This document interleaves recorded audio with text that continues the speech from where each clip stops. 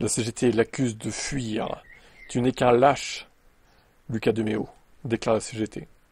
La CGT dénonce une fuite en avant au moment où ses premiers effets de sa stratégie se font sentir.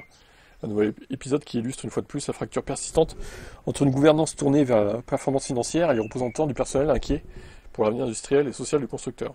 Ce n'est pas aux salariés de payer les errements d'une direction qui prend la fuite au moment des comptes. Dans les faits, Demeo a bien décidé de quitter Renault.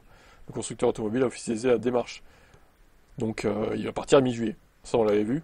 C'est officiel, il prendra la tête du groupe Kering. Donc ça a été officialisé. C'est une décision personnelle, je ne prends pas la fuite, écrit-il. Bien positionné, Renault est bien positionné pour le prochain chapitre. Un discours qui ne convainc pas tout le monde. Pour la CGT et Renault, ce départ sonne comme une fuite en avant au pire moment. Le syndicat dénonce un abandon en pleine concrétisation de la stratégie Renaulution. Bah alors je dirais que il part au sommet en fait. C'est pas forcément une fuite, du coup. S'il avait laissé le groupe dans la merde, je dis pas à la limite ouais ça aurait été scandaleux. Mais on peut pas lui reprocher d'avoir laissé le groupe dans la merde. Enfin je veux dire, il a posé des bonnes bases, non? Je sais pas ce que vous en pensez, mais certains l'insultent dans les commentaires, j'ai vu là, mais calmez-vous quoi. Enfin, qu'est-ce qu'il a fait de mal en fait? Vous croyez que c'était mieux, Ghosn? Franchement? Moi je trouve qu'il a pas fait trop de merde avec Renault. Ça va, après on peut l'accuser d'avoir, oui, fait du Red Nero Retro sans vraiment innover, mais bon. En vrai, bon, c'est pas une si mauvaise idée, je trouve, d'avoir fait ça. Même si la Renault 5, bon, elle est un peu chère quand même, faut avouer.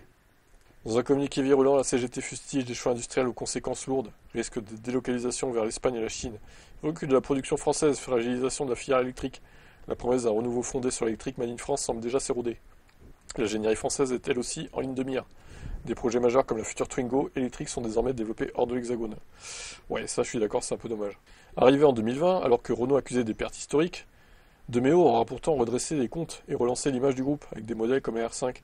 Les syndicats, qui semblent aujourd'hui regretter son départ, ont d'ailleurs cessé de fustiger ses méthodes tout au long de sa gouvernance, ou comment idolâtrer celui qu'on a voulu brûler. Mais la constance n'a jamais été un marqueur fort de la lutte sociale, il faut l'avouer. Il reste que son départ tombe au moment où la stratégie doit produire ses premiers résultats concrets, ce qui interroge jusque dans les rangs du conseil d'administration. Ben ouais, c'est vrai. Après, à voir qui vont mettre à sa place. Bon, vous pensez qu'il a fait de la merde pour Renault, ou est-ce que son départ est bénéfique, ou est-ce que c'est dommage? Dites-moi en commentaire, ça m'intéresse.